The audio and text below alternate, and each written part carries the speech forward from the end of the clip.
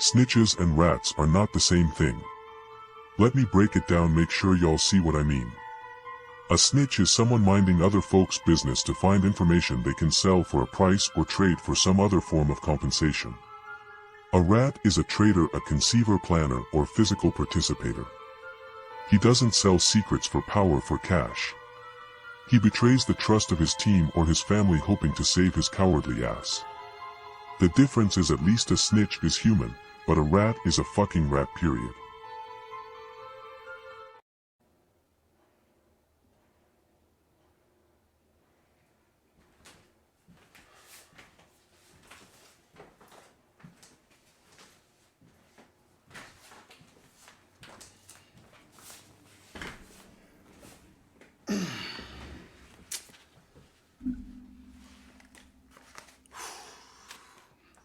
Good evening, brothers and sisters, men and women around the world.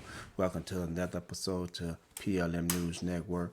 I'm your brother Fiji, and today we have a very interesting topic. And the topic today is third-party cooperation. Many of you who have never been to the feds don't quite understand what third-party cooperation is.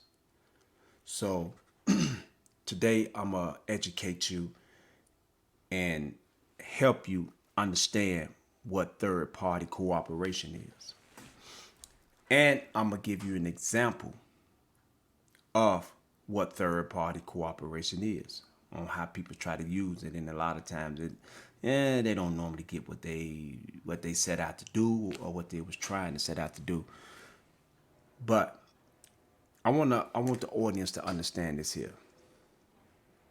PLM News Network, we started this platform for us. And the platform was to educate us. So that's what I'm going to continue to do here at PLM News. Education is our number one aim. That's our number one goal, to educate you. And a lot of times that deals with the Rat Saga. The Rat Saga is a part of the education because we need to know. So, like it says in the Bible, my people perish from a lack of knowledge, and knowledge comes from education.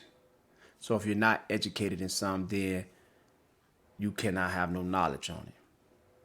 So I am going to do everything in my power to do my part and to educate. And today, part of that education deals with third-party cooperation. So now, let's see what third-party cooperation is. Third-party cooperation. Let's find third-party cooperation. Third-party cooperation deals with, it's part of the Rule 35B. In Rule 35B, we those who've been in the feds, we know that 35B deals with cooperation. That's the cooperation statute.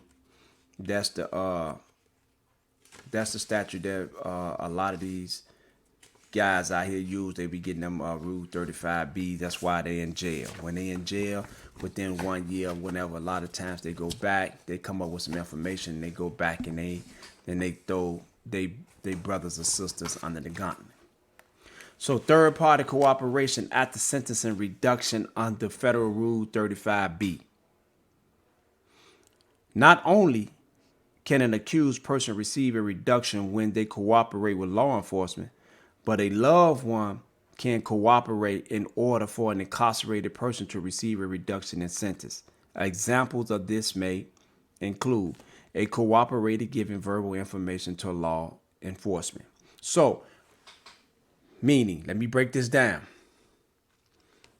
Guys who are in the feds, what they do is they get their loved ones or friends who are out on the streets to cooperate while they locked up. Now, let me show you how selfish peoples are. The feds is so cold-blooded, they don't care how they get their information. They don't care. You could use your mama, You could use your daddy. You could use your sons, your sisters, your daughters, or whatever. And here's how this operates. You use them to go undercover to get somebody on record talking about some form of illegal activity. And the person in jail gets the benefit of you putting your life in danger. See what I'm saying? You put your life in danger so that this person can get a time cut. And let me explain this to y'all. The Federal Bureau of Prison is the only prison system in the United States of America where you can wake up in the feds with a life sentence. And if you have the correct information to give to the government, before 9 o'clock that night, you could be on the streets. Let me say that again. The feds is the only system in the United States of America. This is the Federal Bureau of Prisons, where you can wake up with a life sentence in the Bureau of Prisons. And before 9 o'clock that night, before they lock up, you could be on the street with your family and loved ones if you had the correct information to give them. You know what I'm saying? If you got the correct information to give them, you could be on the streets that night. That's how they operate. So now, let's get back to this third-party cooperation. A cooperator giving verbal information to law enforcement. A cooperator going undercover to observe criminal activity. A cooperator agreeing to debriefing with law enforcement of officers, prosecutors, and criminal defense attorneys. And a cooperator testifying in court or testifying before a grand jury. In the case of new cooperation to be offered by an incarcerated person after sentencing, it is vital that the incarcerated person have counsel to approach the prosecutor and find out if the government is interested in the cooperation that the inmate wishes to provide. This information should guide the loved one's decisions to cooperate, especially given that the loved one was not a party to a plea agreement. So, this is, man, people are so selfish. They are so selfish that they will convince their loved ones on the streets to put their life in danger to cooperate to save their cowardly ass. Your cowardly ass is sitting in prison for something that you did. But what you would do, you would put your loved ones in jeopardy. What type of man or woman is that? That they will put their loved ones in jeopardy. All right. Now let's get some examples of third-party cooperation. Third-party cooperation in the case that we're going to use, because it's a familiar case, and a lot of people know about this case. In the United States, Courts of Appeal for the Seventh Circuit. We're going to the Seventh Circuit. Case number 12-2814. Marvell Thompson.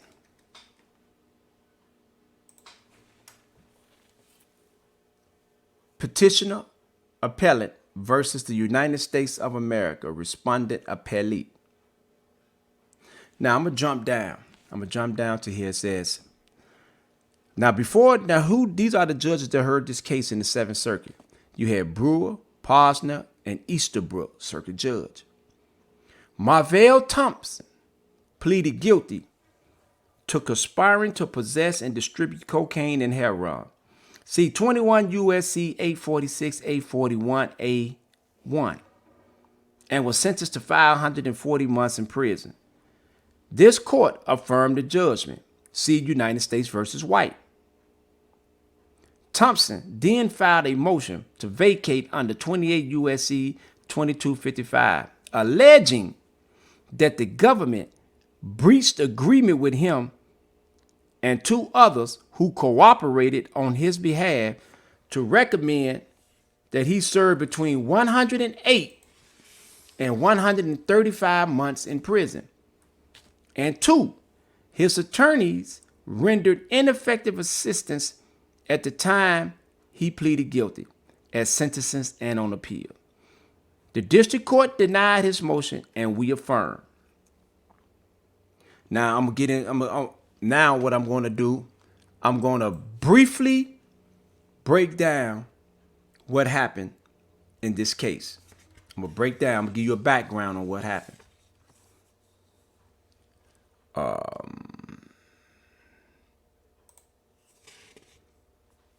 Background. In 2004, Thompson was charged by indictment along with 45 others for participating in a long-running conspiracy involving the distribution of vast amounts of cocaine, heroin, and marijuana by the Black Disciple Street Gang in Chicago. Thompson was the gang leader known as a King, who oversaw the Southside drug operations, and used guns and ordered violence to further the gang's interests. After his arrest, Thompson immediately began negotiating a plea agreement with the government, hoping to limit his sentence to 10 years imprisonment and secure the return of more than $300,000 worth of property by the government that the government had seized. He claimed that the government tentatively agreed to these terms with him and his first attorney. But when Thompson's second attorney, Jack Friedlander, presented Thompson with a draft for the finalized plea agreement offered by the government, the terms were less favorable. Specifically, the factual basis of the agreement required Thompson to admit that he had been the king of the Black Disciples and had used guns to further the conspiracy objectives, and was responsible for greater drug quantity than Thompson was willing to acknowledge. Moreover, the government was only willing to render a sentence of 15 rather than 10 years and refused to return Thompson's seized property. So, this guy, Marvell, was looking at the government going in cooperation with the government. They was willing to give him 15 years, not the 10 years that he want. And they wasn't going to turn over no property. That's 180 months. I was sentenced to 180 months. I wound up doing 13 years on that 180 months. But Thompson refused. He refused the plea agreement. Now, let's get further into this here. Thompson informed Friedlander that under no circumstances would he agree to the terms of the written plea agreement, but nevertheless proceeded with a change of plea hearing. When Thompson arrived for the hearing, the district judge allowed him an opportunity to speak with Friedlander and his family, who all urged Thompson to accept the written plea agreement. After the conversation, Friedlander advised the judge that Thompson would not accept the written agreement, but that against counsel advice, he wished to enter a blind plea. Wrong move. Never enter a blind plea.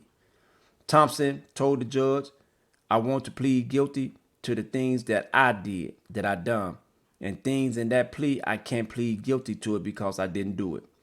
Concerned that Thompson was affected by the emotional conversation he had with his family, the judge recessed the hearing until later in the afternoon. Thompson alleged that during the recess, he spoke with Friedlander and the prosecutor and reached an agreement to plead guilty to a limited factual basis that the government would agree to a guideline range of 108 to 135 months imprisonment. When the hearing resumed, Friedlander expressed concerns that despite the efforts to explain the nature of the conspiracy charge, Thompson's understanding of conspiracy and the law of conspiracy were two different things. The court conducted a thorough colloquy and required by the federal rules of criminal procedures 11, advising Thompson of the minimum and maximum penalties he would face. ensuring that no promises had induced his plea and warning him that the government at sentencing would seek to increase his guideline imprisonment range by proving the aggravating factors that Thompson refused to admit. Thompson then pleaded guilty to the conspiracy charge, and though he would not admit to the entire factual basis offered by the government, he did admit having sold more than 5 kilograms of cocaine and 1 kilogram of heroin to 2 members of the conspiracy, Daniel Jahan and Kenyatta Coates. So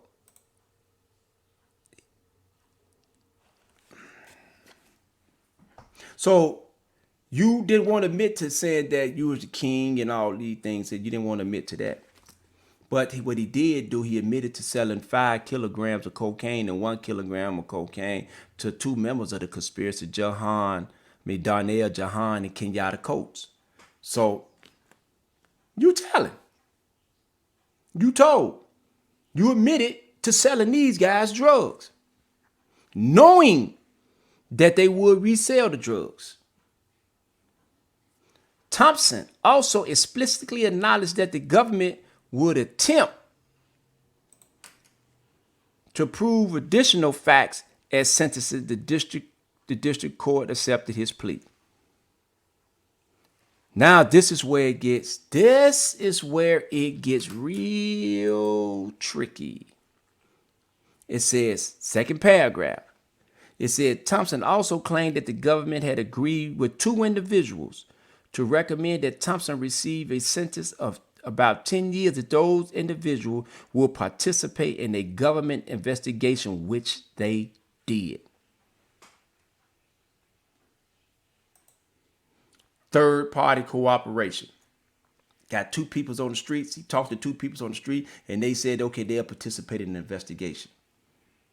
They say they'll do it. But what Thompson don't understand is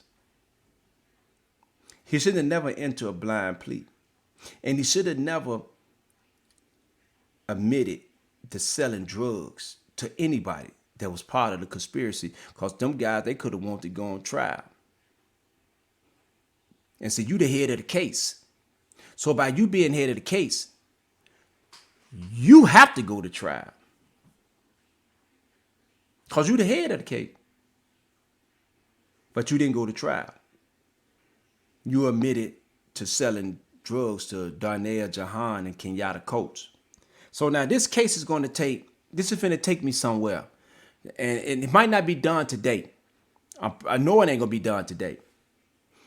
But this is going to take me now to go look into the entire case, to see what went on in this entire case. Because there's been all type of accusations. I seen a documentary dealing with the Varney brothers. They call them the Bentley twins or something like this here. And those guys seem like they were stand-up guys based upon the documentary that I seen on them on YouTube about what's this guy named Papalot? I think Papalot. I think that's who done it. So they seem like stand-up guys. So now what this going to do is make me go deeper into the case. Because now you got the person at the top of the case telling. So now let's move on. Shortly after pleading guilty, Thompson hired Andrea Gambino to replace Friedlander. Thompson now complains that Gambino refused to present evidence about the agreement between the government and the individuals cooperating on his behalf, or argued that the government had breached those agreements.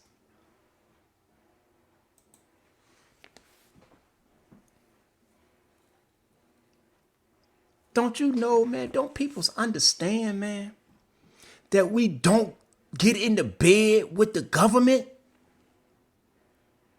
How do you go and get into bed with the government, man? The very people that's trying to destroy you. Then you go get into bed with them? Do we understand that? The government don't mean you no earthly good. Men and women out here, man, y'all have to understand, man. And see, this is the disservice, man, that's been going on out here in these streets, man. Nobody is telling the people what they need to know, man. Everybody's running around here with these big secrets, not wanting to speak on things because, even though they might be cooperators, they could still be killers. Man, listen to me, man. Listen to what I'm telling y'all. I'm trying to educate y'all, man. This stuff is serious, man. People that just because a person go to jail and get some time, that don't give you the reason and the means to get on no telephone and still be talking to these peoples about something illegal. Because these peoples could be working. They have you to meet up with somebody that they got working for them.